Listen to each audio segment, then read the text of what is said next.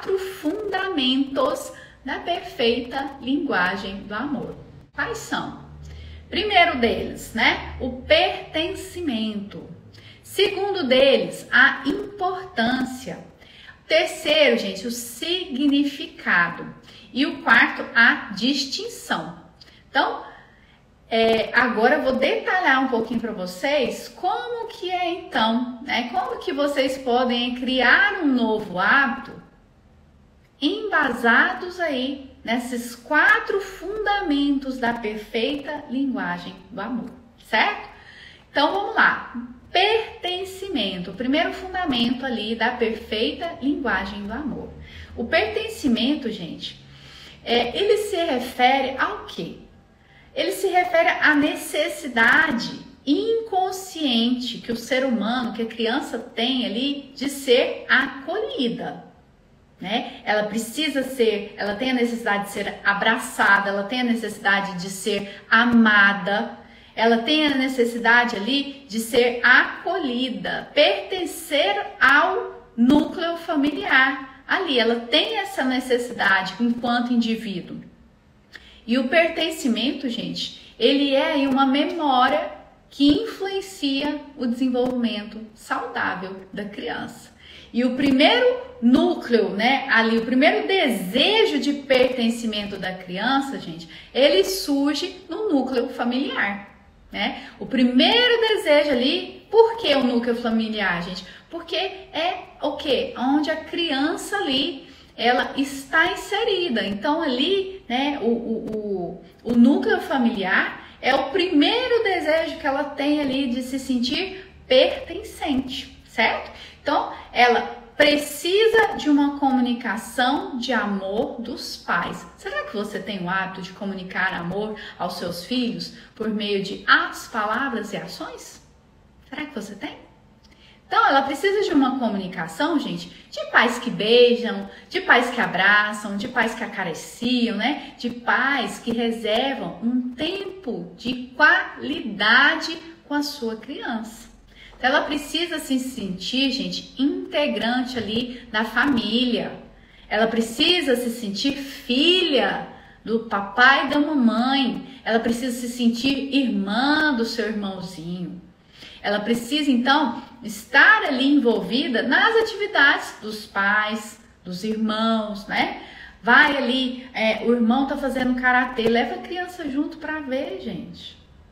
Vai ao mercado, leva a criança junto, demonstra para ela que ela pertence, né, à família, que ela é importante. Vamos comigo, meu filho, me faz companhia, minha filha, né? Ao banco, quando você for. Por exemplo, você vai numa reunião que você pode levar a criança, leve a criança, né? Você vai ao seu trabalho, às vezes pegar um material que você esqueceu, leva a criança, para a criança conhecer um pouquinho mais ali onde você trabalha, para a criança, né, se sentir ali pertencente, inserida ali na sua vida, leva ela. Então, isso daí que eu falei, isso que eu falei agora, são exemplos de pertencimento que você pode, né, oferecer para a sua criança. Depois vem o segundo fundamento da perfeita linguagem do amor, gente, que é o fundamento da importância. Seu filho, ele tem essa necessidade inconsciente de se sentir único, de se sentir querido. Ele tem essa necessidade de se sentir importante, gente. Isso é indispensável para um desenvolvimento, né, saudável para que a criança cresça ali tendo experiências de vida onde ela se sinta importante. Então ela precisa, né, desse quesito aí de ser, né, inserida em algo que mostra a ela que ela é importante. Por exemplo, gente, sabe o que? Aniversários. Aniversários é uma maneira aí muito bacana de você demonstrar para sua criança o quanto ela é importante, né? Por exemplo, você colocar a criança ali faz o bolinho, coloca a criança de frente ao bolo e todo mundo ali ao redor dela, cantando, né, batendo palmas para ela, porque é aniversário dela, gente. Isso aí é uma experiência riquíssima de uma memória positiva de importância. a criança se sente ali muito importante naquele momento. Ela não pode, às vezes ela não consegue expressar, mas ela se sente muito importante. Esse é um exemplo aí. Outro exemplo disso, gente, eu vou contar a história da Helena, né? Helena era uma garotinha que certa vez ela estava na sala e aí ela estava brincando e chamou a mãe dela para brincar com ela. A mãe dela, o que ela fez? A mãe dela estava sentada na sala lendo. A mãe dela, né, fechou o livro, sentou ao lado ali da Helena e aí começou a brincar com ela e ali elas passaram alguns minutos e de repente a Helena pegou no rostinho dela, virou o rostinho dela para a mãe dela, né, o rostinho da mãe dela para ela e perguntou para ela: mãe, qual é a coisa mais importante da vida da senhora? O que a senhora faz de mais importante? E aí essa mãe virou para a filha e falou: filha, a pessoa mais importante da minha vida é você. E o momento mais importante é quando eu passo com você. Olha o que essa mãe fez, gente. Percebe então, né, que essa mãe demonstrou para essa criança que ela é importante em atos, palavras e ações. Ou seja, atos, né? Ela largou o livro que ela estava lendo ali, ela fechou o livro e foi brincar com a criança. Palavras, né? Quando a criança perguntou, essa mãe respondeu. Então, ela, né? Ações, ela agiu intencionalmente de modo ali que demonstrasse para a Helena, né? A importância que ela tem para a mãe dela. Olha isso. Olha que bacana isso, né?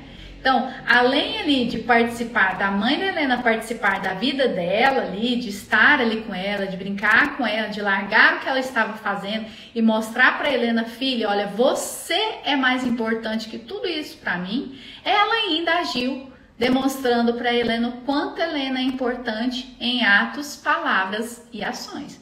Então, memórias, gente, de importância, ela se manifesta aí quando a criança recebe essa atenção, né? Atenção plena dos pais, seja brincando ou seja tirando ali um tempo com a sua criança para fazer o que ela gosta, ou para que, às vezes, né, ficar ali um tempinho acolhendo ela, conversando com ela, sem distração, sem tecnologia.